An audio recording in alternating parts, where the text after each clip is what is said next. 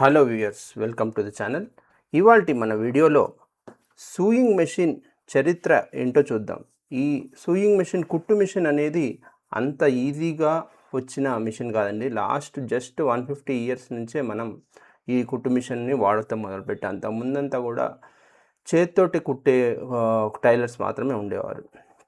దీని చరిత్ర ఏంటో చూద్దాం. కుట్టు యంత్రం యొక్క చరిత్ర కేవలం యాంత్రిక ఆవిష్కరణల కథ మాత్రమే కాదు. ఇది దూరదృష్టితో కూడిన సంకల్పం, హింసాత్మక అల్లర్లు, విషాదకరమైన పేదరికం మరియు పేటెంట్ల కోసం జరిగిన నిర్దాక్షిణ్యమైన కోట్ల డాలర్ల పోరాటంతో కూడిన ఒక నాటకీయ కథ. ఇది ఒక ప్రశాంతమైన గృహోపకరణంగా మారటానికి చాలా కాలం ముందే అనేక జీవితాలను చిన్నాభిన్నం చేసిన యంత్రం ఇది. ఫ్యాక్టరీలను దహించి వేసింది మరియు ప్రపంచంలోని మొట్టమొదటి ఆధునిక కార్పొరేట్ ట్రస్ట్ను పునాది వేసింది కూడా ఈ యంత్రం మాత్రమే. తొలి దశ ఎలా ఉంటుందో చూద్దాం. అసలైన కుట్టు యంత్రం రూపుదిద్దుకోవటానికి ముందు ఐరోపా అంతటా ఉన్న ఆవిష్కర్తలు సూది పనిని యాంత్రికం చేయడానికి దశాబ్దాల పాటు ప్రయత్నించారు. 1755లో చార్లెస్ ఫెడరిక్ విసెంతాల్ అనే అతను యంత్రం కోసం ఒక యాంత్రిక సూదిని పేటెంట్ చేయించుకున్నారు. అయితే పూర్తి స్థాయి పరికరం తయారు చేయలేదు. తర్వాత దాదాపు 40 ఏళ్ల తర్వాత 1790లో బ్రిటన్కు చెందిన క్యాబినెట్ మేకర్ థామస్ సెయింట్ అనే అతను బూట్లు మరియు కాన్వాస్ కుట్టే పూర్తి స్థాయి కుట్టు యంత్రానికి మొట్టమొదట పేటెంట్ సంపాదించారు. ఇది గొలుసు కుట్టు, చైన్ స్టిచ్ విధానాన్ని ఉపయోగించింది. అయితే ఇది కాగితం మీద నీలిముద్ర బ్లూ ప్రింట్ రూపంలోనే ఉండిపోయింది. అంతేగాని దీన్ని నిజంగా ఒక యంత్రంలాగా ఎవరూ తయారు చేయలేదు, మార్కెట్లోకి రాలేదు. ఆ తర్వాత ఆస్ట్రియాలో టైలర్ జోసెఫ్ మాడర్స్పెర్గర్ అనే అతను సంక్లిష్టమైన యంత్రాలతోటి, మానవ చేతులతోటి కదలికలను అనుకరించటానికి తన జీవితం మొత్తం ప్రయత్నించారు. చివరికి దివాలా తీసి తన నమూనాలను నిరుపయోగంగా వదిలిపెట్టేశారు.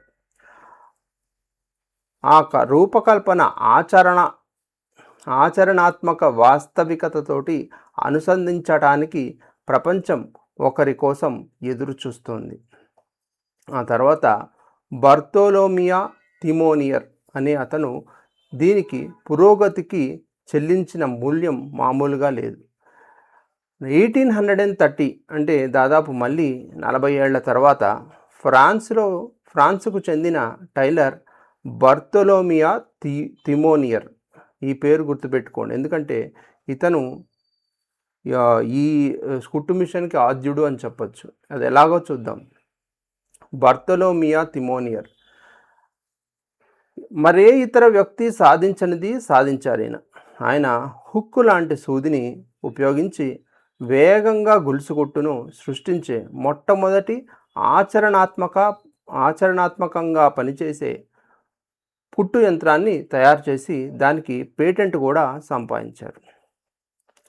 ఇతని కుట్టు మిషన్ని చూసి ఇంప్రెస్ అయిన సైనికులు తిమోనియర్ సైనిక కాంట్రాక్ట్ సంపాదించి ఫ్రాన్స్లో సైనికులు ఇతనికి ప్యారిస్లో రద్దీగా ఉండే వర్క్షాప్ను ఏర్పాటు చేసి ఫ్రెంచ్ సైన్యం అందరికీ దుస్తుల్ని వేగంగా ఏర్పాటు చేయడానికి అతనికి ఒక కాంట్రాక్ట్ ఇచ్చారు.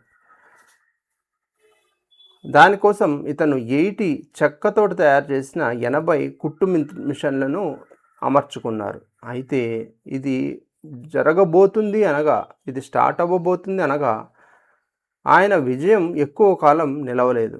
ఈ ఇనుప యంత్రాలు మానవ శ్రమను నిరుపయోగంగా మారుస్తాయని, మనకింక పని ఉండబోదని, తమ ఉపాధి నాశనం చేయబోతోందని భయపడిన చాలామంది దర్జీలు, టైలర్సు ప్యారిస్లో ఆందోళనలు క్రియేట్ చేశారు. భయాందోళనకు గురయ్యి 1831లో ఇతను పేటెంట్ తీసుకున్న 1 year తర్వాత సుమారు 200 మంది నిరుద్యోగ దర్జీలతో కూడిన ఒక హింసాత్మకమైన మూక తిమోనియర్ వర్క్షాప్ పైన, ఏదైతే వర్క్షాప్ ఫ్యాక్టరీ తయారు చేసి పెట్టుకున్నాడో 80 మిషన్స్ తోటి, ఆ వర్క్షాప్ పైన దాడి చేసి ప్రతి ఒక్క యంత్రాన్ని ముక్కలు ముక్కలుగా పాల్గొట్టేశారు. తిమోనియర్ ప్రాణాలతో బయటపడటమే కష్టమైపోయింది. తర్వాత 2 దశాబ్దాలలో ఆయన తీవ్రంగా పునరుద్ధరించడానికి ప్రయత్నించిన పేదరికం ఆయన్ని అణిచివేసింది. దాని తర్వాత చనిపోయాడు. 1836 నాటికి పూర్తిగా సర్వస్వం కోల్పోయిన ఆయన దారిలో ఆహారం కోసం నాణ్యాలు సంపాదించుకోవటానికి వీధి పక్కన తన బరువైన కుట్టు యంత్రాల్లో ఒకదాన్ని వీపుకు తగిలించుకొని స్వగ్రామానికి కాలిబాటను నడుచుకుంటూ వెళ్లాల్సి వచ్చింది. అంత తీవ్రమైన కష్టాలను, పేదరికాన్ని చూపించింది ఈ కుట్టు యంత్రం. ఆ తర్వాత ఇంకో 20 ఏళ్ళు అయిపోయిన తర్వాత 1830 నుంచి 1840, 1850 మళ్ళీ ఇంకో 30 ఏళ్ళు ఈ కుట్టు యంత్రం ఎవరో కనిపెట్టలేదు. 1857లో నిరుపేదగానే ఆయన కన్నుమూశారు. అలా ఆయన చెక్క యంత్రం ప్రపంచ విప్లవానికి నాంది పలికింది. ఇంకో 40 ఏళ్ళు గడిచిపోయినాయి. తర్వాత ఐరోపాలో తిమోనియర్ ఇబ్బందులు పడుతుంటే అమెరికాలో 1830లోనే, ఈయన ఎప్పుడైతే కనిపెట్టాడో అప్పుడే 1834లోనే అమెరికన్ మెకానిక్ ఒక ఆయన వాల్టర్ హంట్ అనే అతను 2 దారాలను ఒకదానిపై నుండి ఒకటి క్రింద ఉన్న షటిల్ తోటి ఉపయోగించి అల్లబడే లాక్ స్టిచ్ విధానాన్ని కనుక్కున్నారు. దీనివల్ల కుట్లు విడిపోవు. ఆయన మునగభాగంలో రంధ్రం ఉండే వక్రసూదిని కూడా కనుక్కున్నారు. అయితే ఈ యంత్రం వల్ల కుట్టు పని చేసే మహిళలు, సీమ్స్ట్రెస్ ఉపాధి కోల్పోతారని నైతిక అపరాధ భావంతో హంట్ ఆ ప్రాజెక్ట్ని విరమించుకున్నారు. ఈయన కూడా 1834లోనే తయారు చేసి పేటెంట్ తీసుకోలేదు. 15 ఏళ్ల తర్వాత ఎలియస్ హోవే అనే అతను స్వతంత్రంగా సరిగ్గా అదే లాక్ స్టిచ్ మెకానిజంని మెరుగుపరిచి అమెరికన్ పేటెంట్ పొందారు 15 ఇయర్స్ తర్వాత. దేశీయ తయారీదారులు ఆయన ఆవిష్కరణను ఎగతాళి చేయటం తోటి హోవే లండన్కు వెళ్ళి ఒక యంత్రాన్ని నామమాత్రపు ధరకు అమ్మేసి గృహ కార్మికుడుగా పనిచేసి స్వదేశానికి తిరిగి వచ్చేందుకు తగినంత డబ్బు సంపాదించాడు. ఆ తర్వాత 1849 దాదాపు 3 ఏళ్ల తర్వాత హోవే అమెరికాకు తిరిగి వచ్చేసరికి ఫ్యాక్టరీలు మరియు ఇళ్లలో కుట్టు యంత్రాలు హోరెత్తుతున్నాయి మరియు అన్నీ తన అనుమతి లేకుండానే తన లాక్ స్టిచ్ టెక్నాలజీ వాడుతున్నాయి అని ఆయన తెలుసుకున్నాడు. ఈయన కష్టపడి దీన్ని క్రియేట్ చేస్తే, దీన్ని ఇన్వెన్షన్ చేస్తే వేరే వాళ్ళు ఎవరో దాన్ని సొమ్ము చేసుకున్నట్టుగా అయిందనమాట.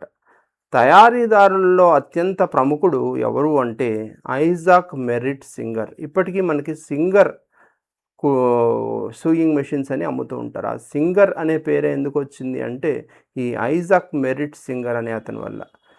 థియేటర్ నటుడుగా ఉండి మెకానిక్గా మారిన సింగర్ ఇప్పటికే ఉన్న డిజైన్లను మార్చి సూదిని నిలువుగా కదిలేలా అమర్చి వర్క్ టేబుల్ను జోడించి ఆపరేటర్లు 2 చేతులతోటి బట్టను నడిపించడానికి వీలుగా కాళ్లతోటి తొక్కే పెడల్ను తయారు చేశారు. సింగర్ ఒక వాణిజ్య సామ్రాజ్యాన్ని నిర్మించారు, కానీ ఆయన యంత్రాల గుండెకాయ మాత్రం ఎలియాస్ హోవేదే. కోపంతో రగిలిపోయిన హోవే భారీగా ఆయన మీద కేసులు వేశారు. 1854లో కోర్టు ఎలియాస్ హోవేకు అనుకూలంగా తీర్పునిచ్చింది.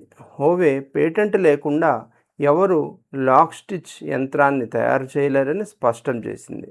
దీనికోసం హోవే ఏం చేశాడంటే ప్రతి యంత్రానికి అసాధారణంగా $25 రాయల్టీని డిమాండ్ చేశాడు. దీంతో ప్రత్యర్థులు ఎవరైతే తయారు చేశారో తయారీదారులంతా చిన్న చిన్న మెరుగుదలల పైన Allen B Wilson feed mechanism లాంటివి తిరుగుబాటు కేసులు వేయటం మొదలుపెట్టారు ఆయన పైన.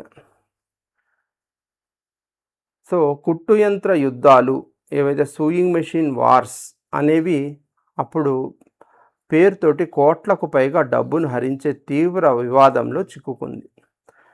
దీని తర్వాత మరో 10 ఏళ్లకి అంటే 1856 నాటికి ఈ న్యాయయుద్ధాలు మొత్తం పరిశ్రమను నాశనం చేస్తాయి అని తేలి పరస్పర విధ్వంసాన్ని గ్రహించిన పరిశ్రమ ప్రముఖులు ఆల్బేనీ అగ్రిమెంట్ ద్వారా ప్రపంచంలోని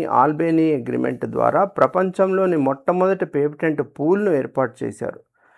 ప్రధాన ప్రత్యర్థులు alias Howe, Isaac singer, wheeler and Wilson మరియు గ్రోవర్ అండ్ బేకర్ తమ కీలకమైన పేటెంట్లను ఉమ్మడిగా పంచుకున్నారు. ఇకపై మనం గొడవ పడటానికి బదులుగా ఏ తయారీదారుడైనా సరే చట్టబద్ధంగా యంత్రాలను తయారు చేయడానికి ఒకే లైసెన్స్ పొందవచ్చు మరియు ఉత్పత్తి అయిన ప్రతి యూనిట్కు హోవేకు ప్రామాణిక రాయల్టీ చెల్లించబడుతుంది. చట్టపరమైన అడ్డంకులు తొలగిపోవటంతో ఐజాక్ సింగర్ దూకుడు మార్కెటింగ్ మరియు వాయిదా పద్ధతులు ఇన్స్టాల్మెంట్ విధానాన్ని ప్రవేశపెట్టారు. మొట్టమొదటిసారిగా సాధారణ మధ్యతరగతి కుటుంబాలు ఒక సంక్లిష్టమైన గృహోపకరణాన్ని కొనుగోలు చేయగలిగాయి. ఫ్రాన్స్లో మొత్తానికి అమెరికా, ఇంగ్లాండ్, లండన్ అన్నీ అయిపోయి లాస్ట్కి ఫ్రాన్స్లో వర్క్షాప్ దహనంతో ప్రారంభమైన ఈ ప్రయాణం ప్రపంచ సిద్ధంగా లభించే దుస్తుల పరిశ్రమకు పునాది అయింది మరియు విక్టోరియన్ కాలపు ఇంటిలో అంతర్భాగంగా నిలిచింది.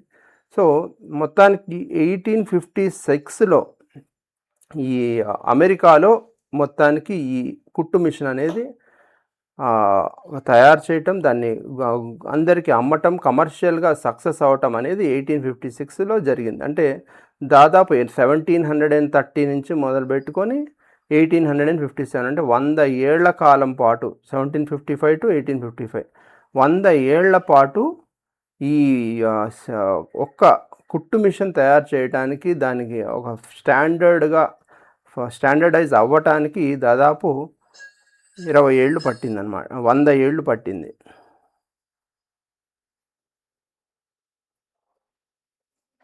సో అది వ్యూయర్స్ ఇవాల్టి స్టోరీ. నెక్స్ట్ స్టోరీతో మళ్ళీ కలుద్దాం.